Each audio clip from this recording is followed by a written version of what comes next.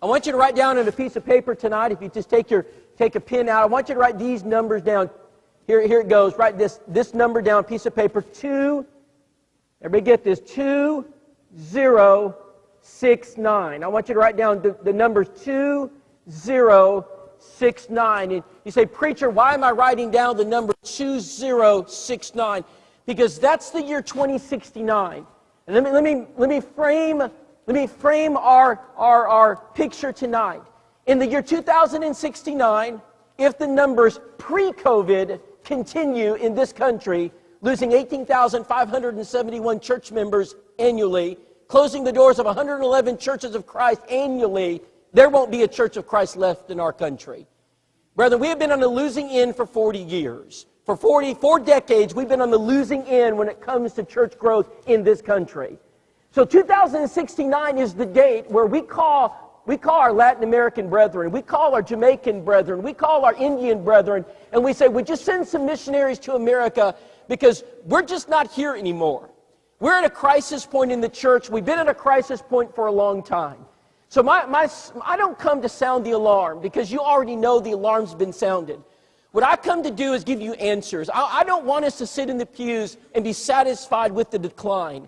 I don't want us to develop the Alamo syndrome as we look out at the army of the enemy, Satan, as he surrounds us and just hope we can survive. I don't want to hope to survive. I want the church to grow again. And I know the church can grow again. Hence, the house-to-house, heart-to-heart school of evangelism.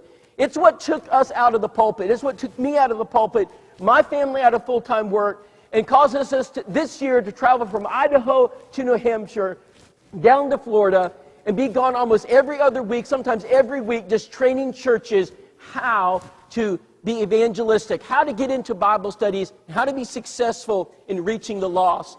So let me tell you about this year. We started this year, one of our first trips took us down to Florida. And it was an incredible trip. We had about a dozen congregations show up.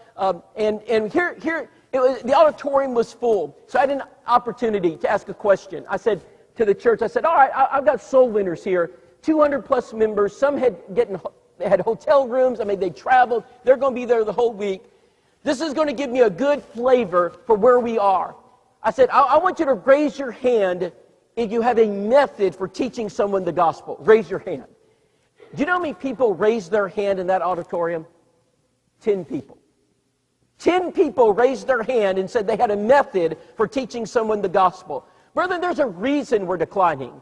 The reason we're declining is because our soldiers are not equipped or trained when it comes to evangelism by and large. So our job at the School of Evangelism is to equip and train. Give you the equipment and train you how to use it. So it's working. What I want to say is it's working. We were, by the second week of March, averaging in the churches enrolled 1 baptism every single day. It was as exciting as for us as you can get. When we're getting reports from preachers and churches and they're telling us, listen, we've got Bible studies going on and it's working, I can see right there, we're on the cusp of multiplying our efforts. In other words, we're already in discussions with hiring more teachers, growing the school, because let's be honest, we can't do it by ourselves. We got to get this school, we got to grow it and grow it and grow it. And then COVID. I mean, that hit us in the back of the head. I don't know any preacher or elder who was prepared for COVID. I haven't found them. If you know somebody who was prepared, I'd like to meet him because I was not. And what I thought would spend just a couple weeks, deterring us, ended up being something that is lasting, far beyond any anticipation. So what happened during COVID to evangelism? Let me give you the numbers. From April to May, when we were shut down, when churches pretty much had to lock their doors, when most Christians weren't able to get out and worship and we were, quarantined to our homes, I had 0 reports of baptisms. There weren't, I'm not saying there weren't any baptisms, but I'm telling you that I got no reports whatsoever from churches. We went from 1 a day to 0 in a matter of just days. What has COVID done to evangelism in the churches of Christ? Brethren, it has shut it down. What I have seen is something far worse. What the devil could not do to the Church of Christ doctrinally, what the devil could not do to the Church of Christ morally, the devil has done it with a virus. The devil has shut down evangelism. When churches of Christ turn their lights off, let me just be very clear. When we turn our lights off, the hope of the world disappears. We are the hope of the world. See, the world is depending upon churches of Christ to reach the lost. When the church isn't reaching the lost, there isn't anybody out, there isn't plan B. Rather, we are the plan B. We're the plan A, we are the plan. It is to the intent and the principalities and powers in heavenly places that it might be made known by the church the manifold wisdom of God. It's the job of the church, no one else. Nothing else can replace that. So here's what I've seen since June. Beginning in June, we started traveling again, and we've been literally on the road. We have hit more churches this year than almost last year. It has been an exciting trip, and we've seen the baptisms start to tick up. We've seen churches start to awaken. We've seen congregations begin to do Bible studies again. And we've been doing some lessons, evangelism during COVID. Does this mean that our evangelism has to stop? Does this mean we've got to turn our lights out? Of course, the answer is no. Rather, there are some things that are worse than COVID. I can think of one right now. It's called sin. People are lost. People right now need the gospel more than they ever have before. And what concerns me most tonight is this. The numbers didn't look good pre-COVID. Friends, I have a feeling the numbers are going to be catastrophic post-COVID. I'm talking about the 18,541 church members. I mean, that's to put it mildly. Because we have members of the church that I haven't seen since March. I realize some have been infected with COVID. I realize some have been quarantined because they've been exposed to COVID. But brother, not every person that's not been back is in that category. Because they can go on vacation. They can go to Walmart. They go to work. I know right now churches of Christ have not opened their doors since March. Listen to this. I don't know that they're ever going to open their doors. We are facing something right now in the churches of Christ that is serious that we have ever faced in this country. We must awaken the spirit of evangelism in churches. Churches must understand that our mission, the Lord's mission, evangelism, it cannot go on the back burner. It cannot stop. In fact, now more than ever, it's got to magnify. Now, we can adapt. I think it'd be foolish for us tonight to deny that COVID is real. That'd be foolish. It'd be foolish tonight for us to deny that COVID is dangerous.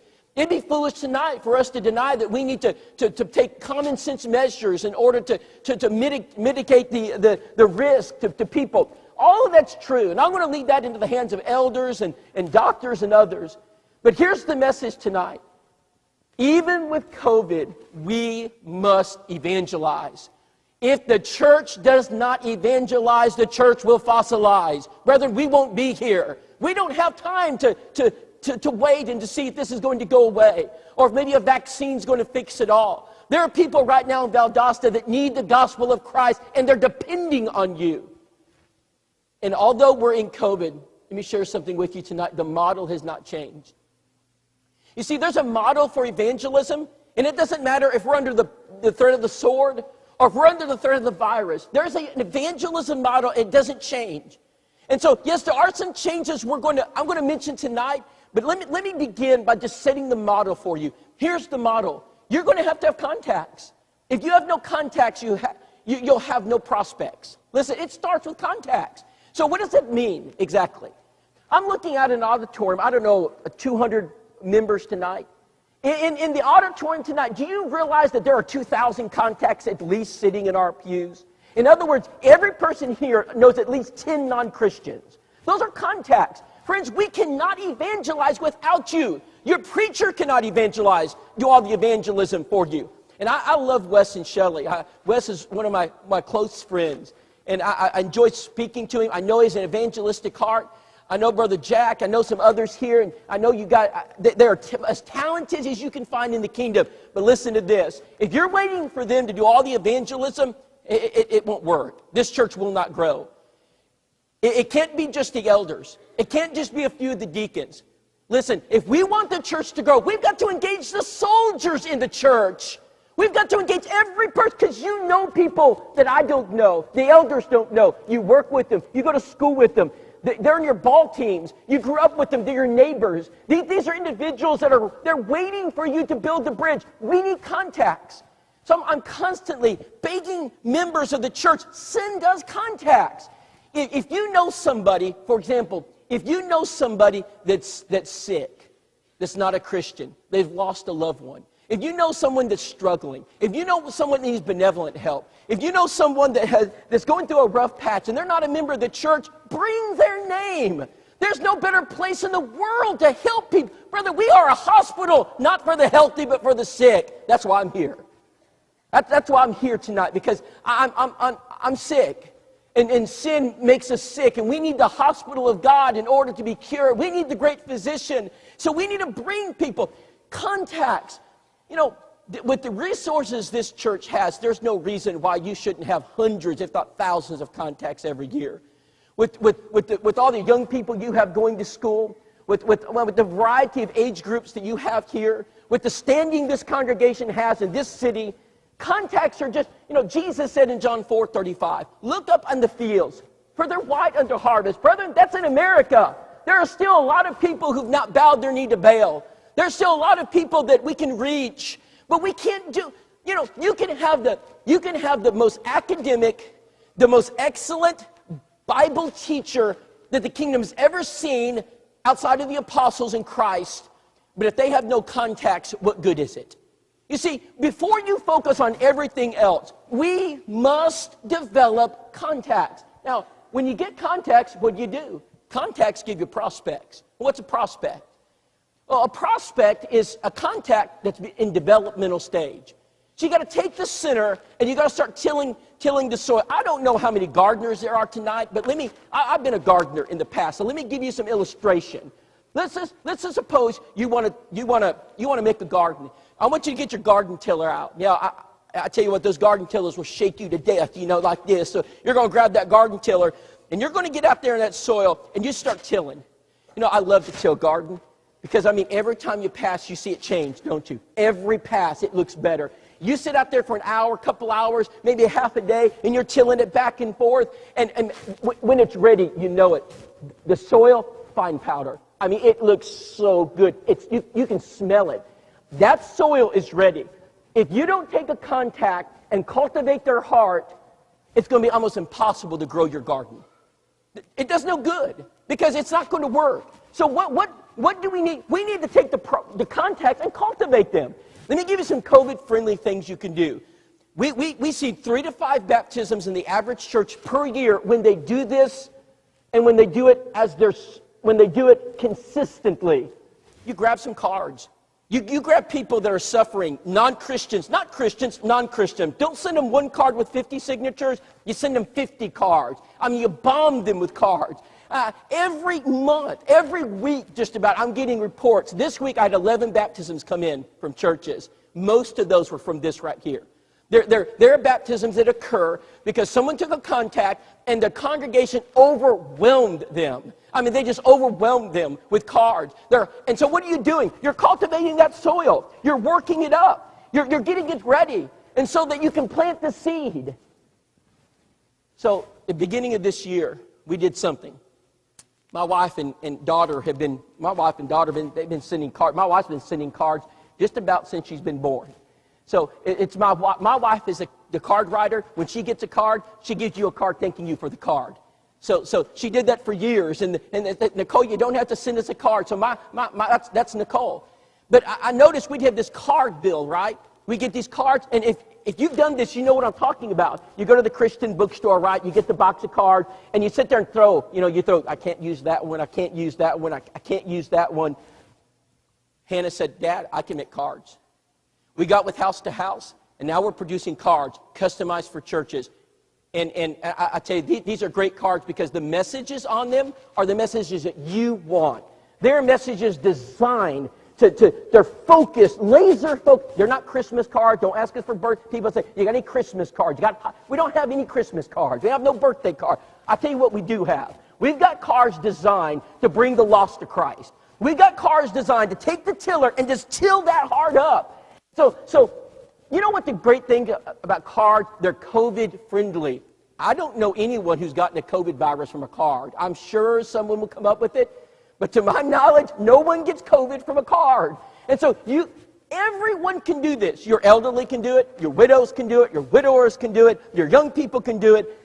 There's no one who is beyond the ability, except maybe the very young, to writing a card. What's going to happen when that non-Christian gets all these cards? Well, if you don't follow up, nothing.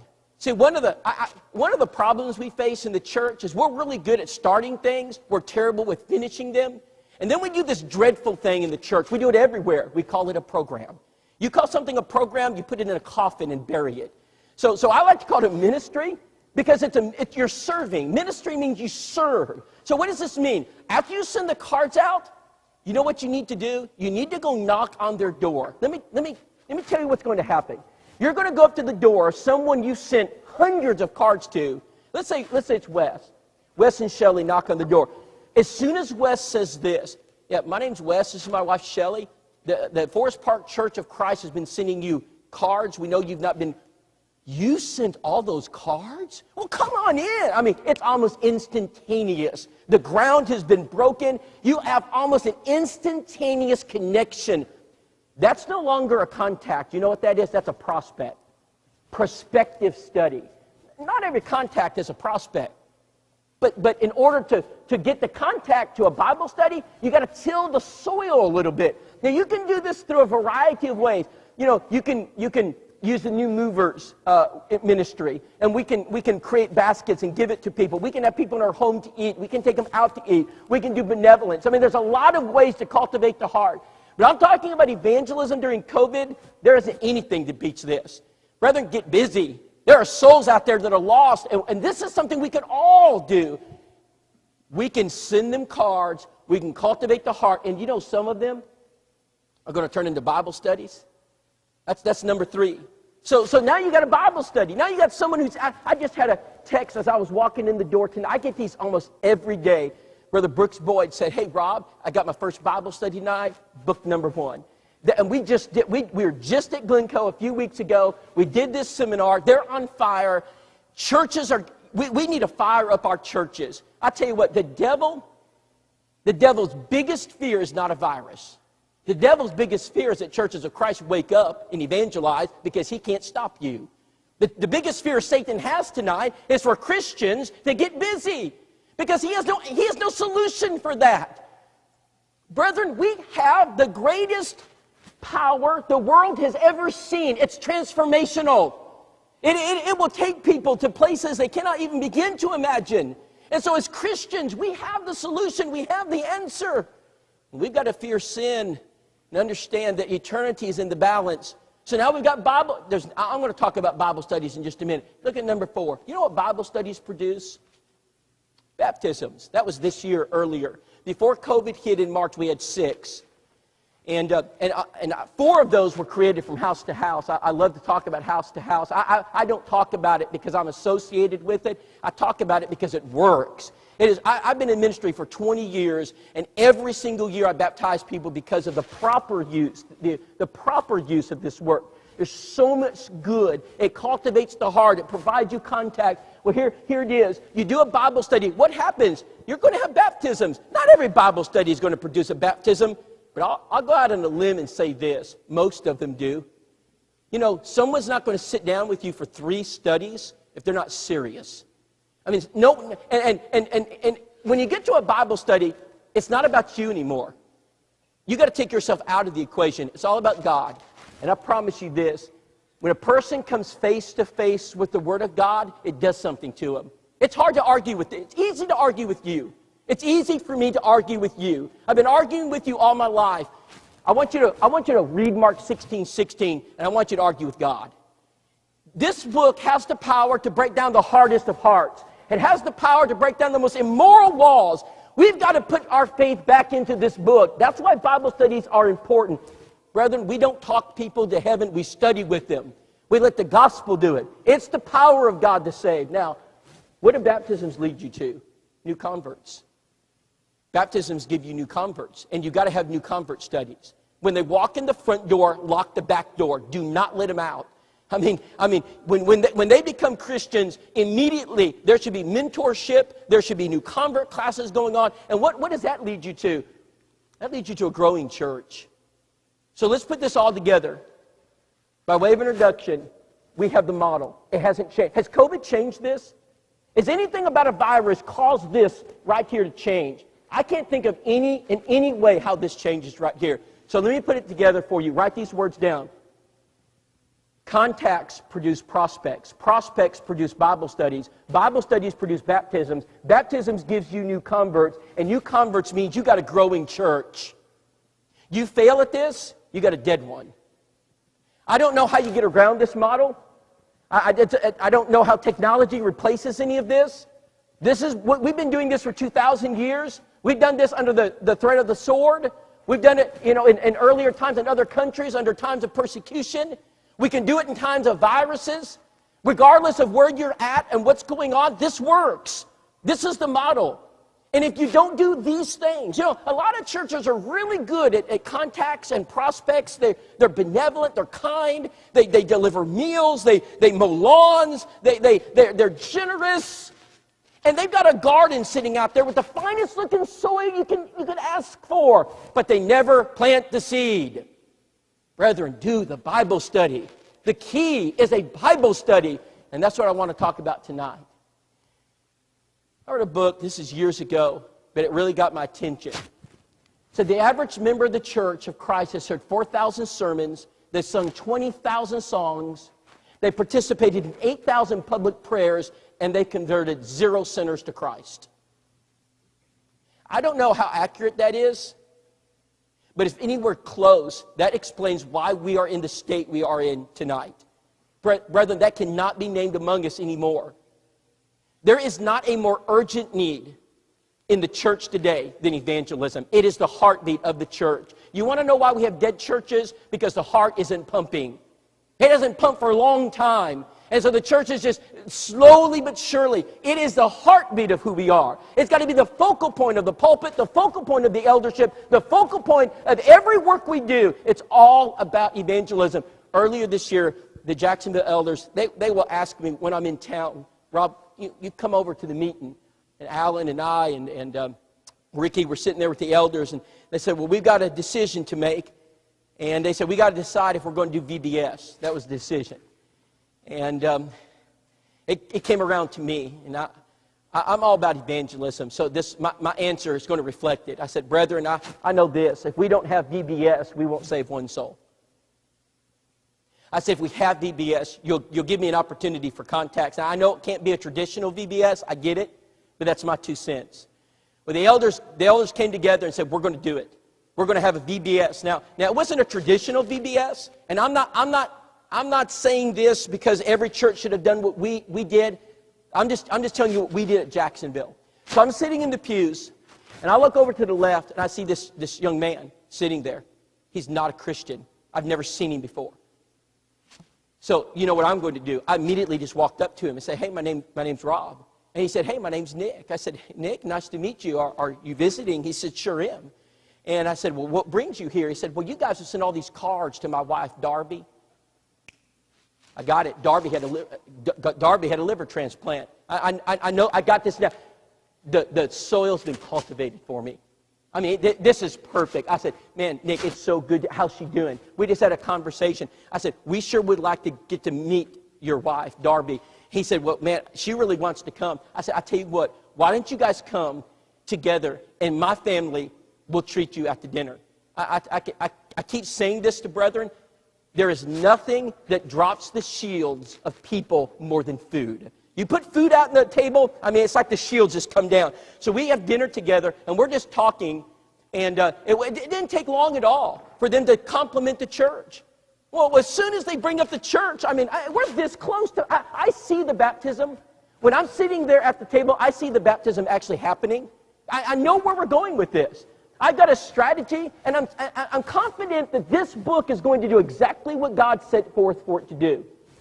How would you guys like to know more about this church? Well, we sure would. I said, I'll tell you what, I just so happen to have these booklets. I just always so happen to have them. What do you think they did after book 3? They were both baptized.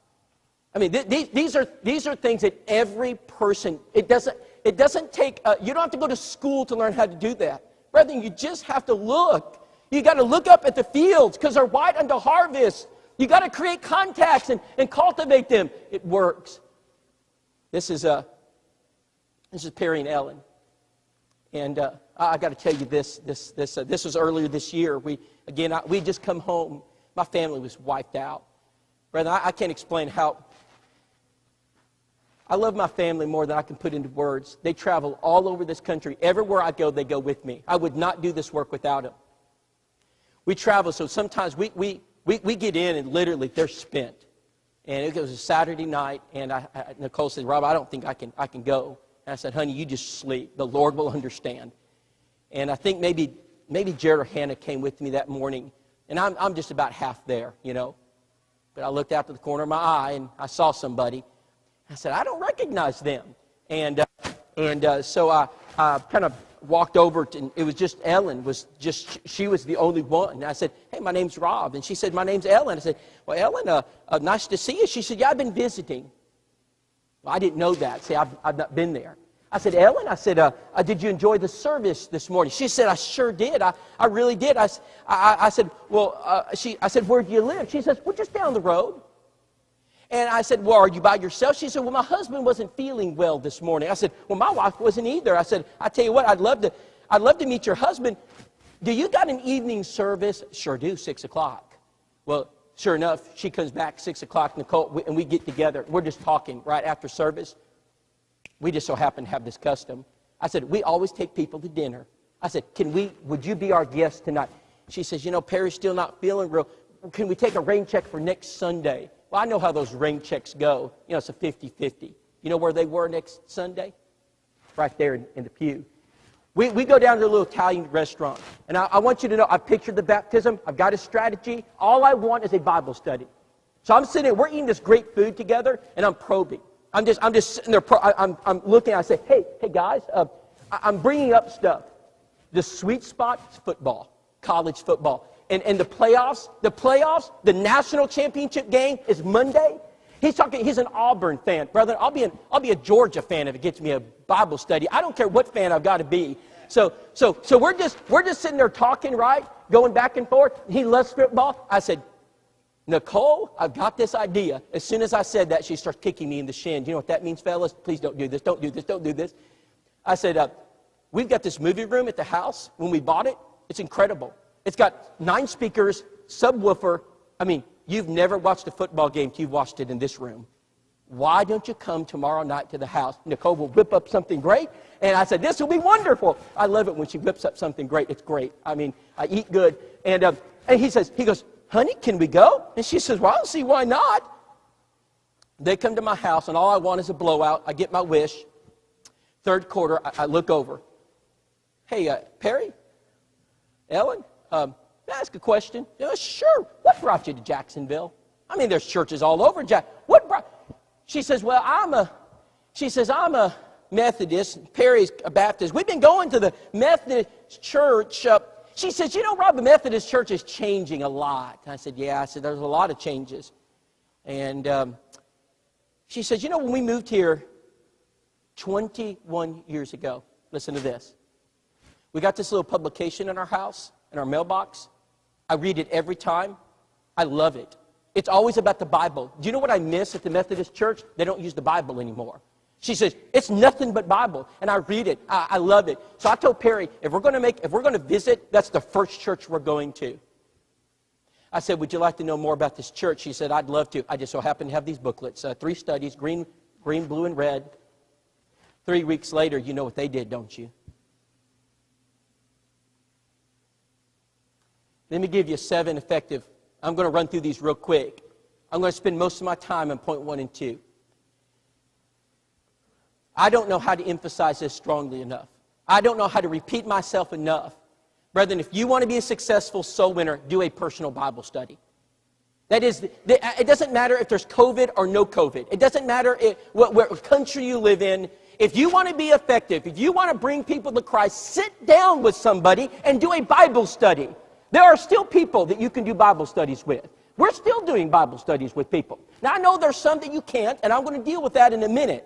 But there's nothing that works better than sitting down with a back to the Bible and doing 3 studies, or a 1-study method like Does It Matter? Or maybe you've got an atheist or a non-believer. Well, that's what Believe the Bible's for. That's brand new, by the way. I don't think we had that last time. That's a brand new study. This is a Bible study for people who don't believe in God, they don't believe in the Bible. You know, my answer used to be, and it's not a bad answer. I'd say, go to apologeticspress.org. I got this book for you. You need to read it. Now, brethren, they produce the best Christian defense materials that I've ever seen. I grew up on a healthy diet of it. I got every book in my library. But we've got to come to a realization that having someone read a book for a Bible study is a whole lot less effective than doing a personal Bible study. I've got a personal Bible study. You don't have to go to school to learn how to use it. Just about, from about, I'd say about 9th grade up, you're probably capable right now of using it. You can pick it up and use it. It's called Believe the Bible. Book 1, Book A, Affirmation of God. B, Bible Inspiration. C, Christ, Who Is He? Simple. And you just take them right through. But we need to do that.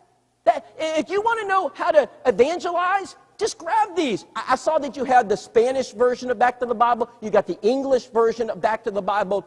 Learn how to do a Bible study. Now, let me go to book number 2. This is what's new this year. How many of you, before 2020, now I want you to be honest with me, before 2020, how many of you had ever heard of Zoom? Just maybe one? Okay, most of us had never heard of Zoom. So here's what, I'm starting to get these reports. And here's what the reports say. Hey, Rob, just had a Bible study using Zoom. I said, what in the world, a Bible? What is that? We call it a virtual Bible study. I said, what do you mean? We mailed them Back to the Bible. We make an appointment, 7 o'clock Tuesday night. They open their Back to the Bible. I open my Back to the Bible, and we do a Bible study. I thought, well, man, surely that's not going to work. Boy, was I wrong. We have had dozens of just recently had another baptism using Zoom. This right here is the key for COVID. So if you've got somebody and they don't want to come out of their house, we have a neighbor, Jared, she called us recently. She said, hey, my car won't start. She hadn't started it for 3 months. And she said, I've run out of food. I finally got to leave the house. So I get over to the house. She's standing about 20 foot away from us, and she's all masked up. Can you look at my car and find out what the problem is? So Jared and I had brought our battery charger. Battery's dead, So we get it running. I couldn't get 20 feet. There's no way I could do a personal Bible study with Miss Miriam. It's not going to happen. But I can do a Zoom study. I can say, hey, let's get online. And there are some people who would do a Zoom study in normal conditions who would never do a personal Bible study with you. And I love this, because for several years, people ask me, Rob, what do I do with Grandma in Montana? And I said, I don't know what to do with Grandma in Montana. I do now. You get Grandma on Zoom, and you do a Bible study. So Zoom allows you to do Bible studies with people who don't live in your community. And so if Zoom is a great, or any other virtual platform, and use it for good. Most people know how to. I was in Idaho. We were in Idaho about a month ago, and there's this lady. She's in her 90s, and so we're driving back. Several times she contacted us using a virtual platform. I see her picture, and the face comes up on my phone, and there she is. She's in her 90s. Age doesn't matter anymore. Everybody uses virtual platforms. So if you've got someone who's concerned about COVID, I'd suggest mail them Does It Matter, mail them Believe the Bible, mail them Back to the Bible. Brethren, please do a Bible study. Number 1, we see about an 80 to 90% conversion rate. That's what we see with point number 1. Point number 2, it drops off a little bit. You're looking maybe 60, 70% conversion rate. Now, at each one of those, your percentages drop. So I would not start at number 7. I'd start at number 1. That's the ideal thing to do. The ideal thing to do is sit down and do the Bible study. But if you can't, then you go to the Zoom study. Who can't do that? Who can't? In the comfort of your home. And where you could have, you could have your pajama bottoms on, they'll never know. I mean, put the shirt on. You could sit there and do a Bible. They don't even know. So do your virtual Bible study. Now, look at this third one. This is new. I was at World Video Bible School. Now, I think we were there in February. Brother Kane says, now, Rob, he says, I want you to do a 60-minute Bible study. I said, does it matter? I can do it in 60 minutes. He said, I don't have one. I said, I can do Does It Matter 60 minutes, and I will convert the camera. That was my job. Well, I looked at that camera, and for 60 minutes, I did everything I could to convert it. At the end of it, Matt Cain peeps out from behind the camera, and he says, Rob, the camera wants to be baptized, but we won't let it. It costs too much. And so we put this together, and Brother Cain said, now, Rob, about next year sometime, this will come out. Well, at the end of March, he says, it's ready. He saw where this was going. He says, we need a digital Bible study. We need an ability to mail someone a Bible study. So you mail them this. I'm doing the Bible study. You can mail doesn't matter with it. So this is a digital study, not as effective as a virtual study. In a virtual study, I can read body language. In a virtual study, we're interacting, right? There's no interaction in a digital study. But I can tell you this. Brother Bates, he was one of the greatest evangelists who ever lived. And I read his notes, and he had in his notes this, handwritten, my little bit of something's better than your whole lot of nothing. Brethren, we need to do something. I mean, we've got to take the tools we have. So you take a digital Bible, doesn't matter. These are like dollars a piece. They would go, I was looking for it out there, so new, you probably don't even know we've got it. And you just start mailing these out. You mail them out to people, and you say, hey, take a look at this. When you got some time at home, why don't you take an hour, 60 minutes, right? And do this little study, a digital study. That's COVID friendly. I don't think anybody gets COVID because of digital studies. I don't think anybody gets COVID because of virtual studies.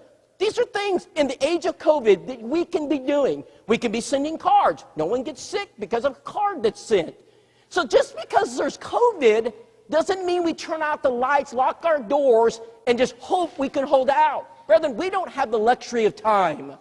We didn't have that luxury pre-COVID. We definitely don't have it right now. Number 4, learn how to do a group study. Now, there needs to be some training with group studies. I want you to listen carefully. If your plan is to do a group study to convert somebody, I oppose it. I'm going to strongly discourage it, and here's why. When you get 6, 7, 10 people in a room, and you're trying to convert 6, 7, 10 people, every person in that room has different problems. And the problem of one becomes the problem of 6 and 7. And so if one has a marriage issue, now they all have marriage issues. If one has an issue with instrumental music, now they all have instrumental music issues. And they may not have had any of that. So you say, what do you mean group studies? Here's what I mean.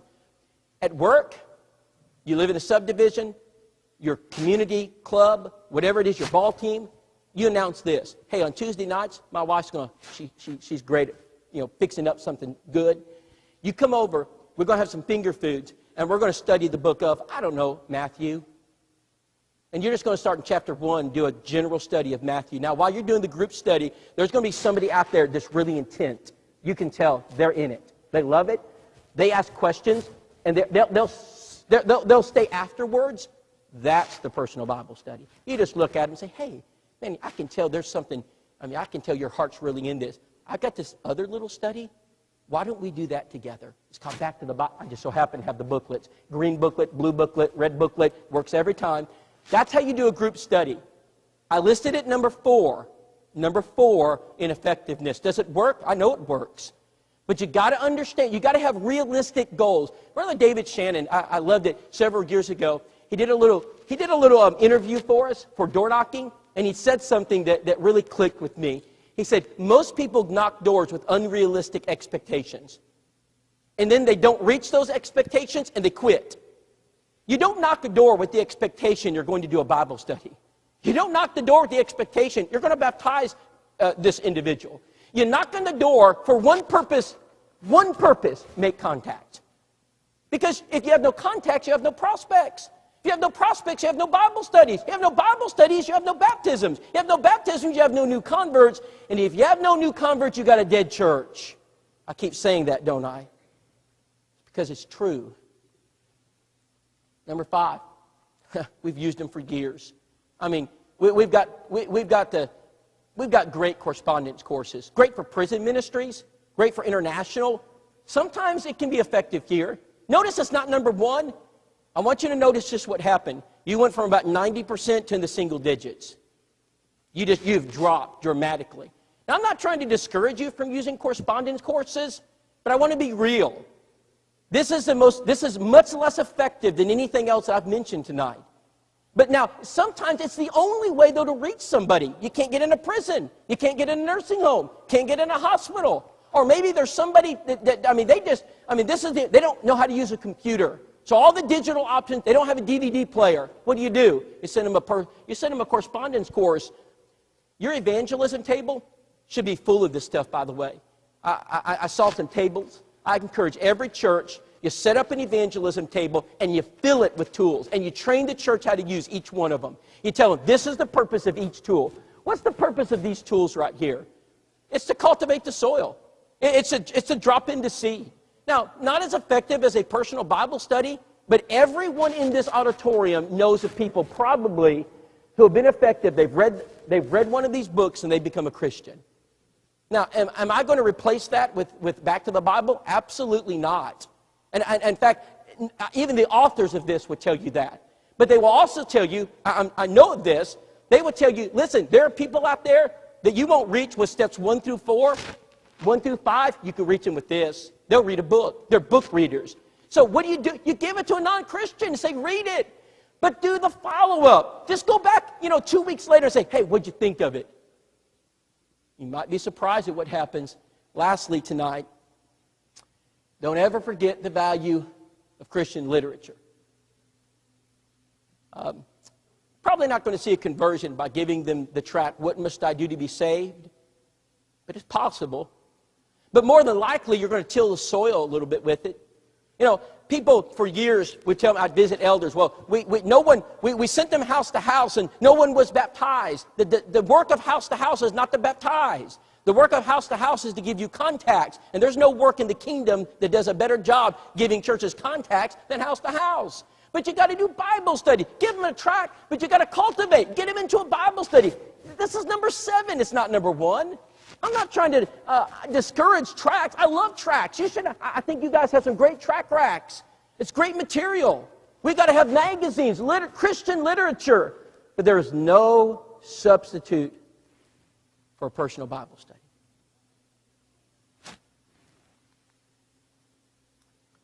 Seven effective evangelism methods. So what's COVID done? How's it changed this? Not a lot. We're adapting. Virtual studies, absolutely. Digital studies, we're on board. What's COVID done to Valdosta? Let me tell you what's done to most churches where I attend, where we go and do these seminars.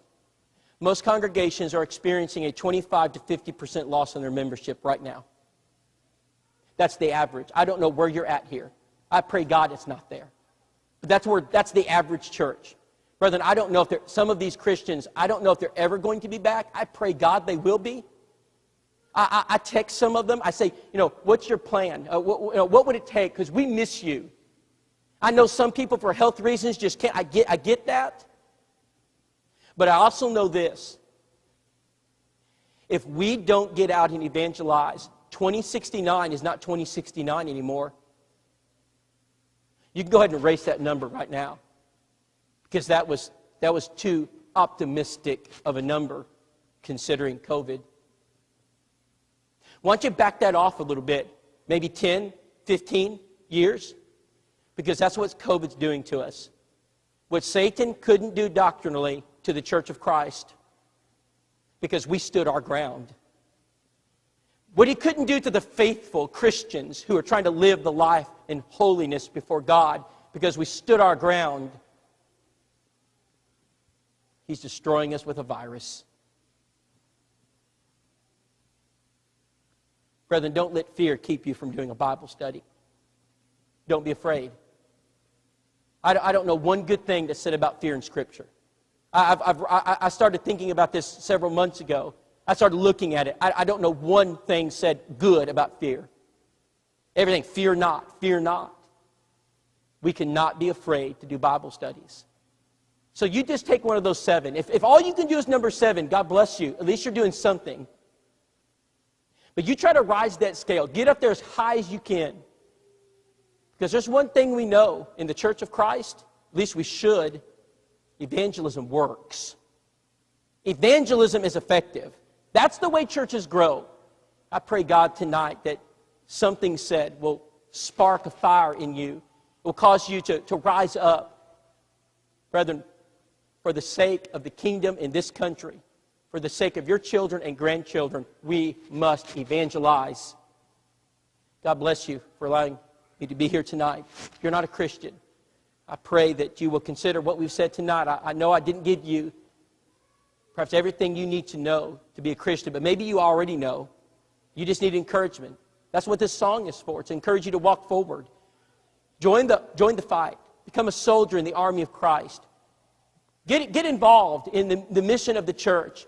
Get as excited for the Lord, your King, as you are for a president. Why don't we get as excited about evangelism as we do political movements? Why don't we donate or contribute more to the church than we did to a recent political campaign? Why don't we get as involved in the local work of the church as perhaps you did during the political season? COVID didn't stop you then, did it? You rallied. I bet some of you rallied, didn't you? I bet it didn't stop you. Isn't it interesting? It doesn't stop us going on vacation. It doesn't stop us going to work. It doesn't stop us going to school. It doesn't stop us going to the football game. Why is it stopping evangelism? Because we lit it.